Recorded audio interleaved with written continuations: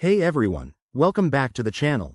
Today, we're diving into something super practical for all you crypto enthusiasts out there.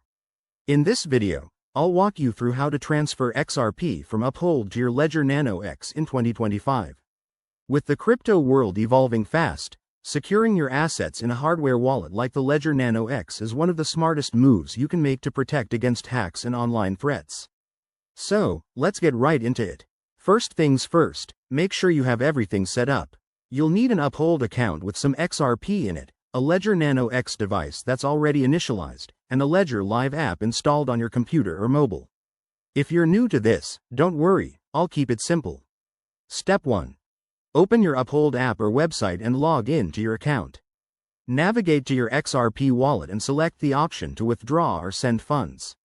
You'll need to enter the receiving address from your Ledger Nano X. Step 2. On your Ledger Nano X, connect it to your device via USB and open the Ledger Live app. Go to the Accounts section, select XRP, and make sure your wallet is unlocked. Ledger Live will display your XRP receiving address. Copy that address carefully. Step 3. Back in Uphold, paste the address into the withdrawal form. Double check that it's correct because crypto transactions are irreversible. Set the amount you want to transfer, keeping in mind any network fees, which for XRP on the XRP ledger are usually pretty low. Step 4. Review and confirm the transaction. Uphold will ask for a two-factor authentication code. Enter it to proceed. Once submitted, the transfer should process quickly, often in minutes, depending on network congestion in 2025. A quick tip. Always use the official Ledger Live app and keep your firmware updated to avoid any security risks.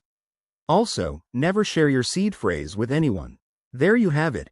That's how you safely transfer XRP from Uphold to your Ledger Nano X.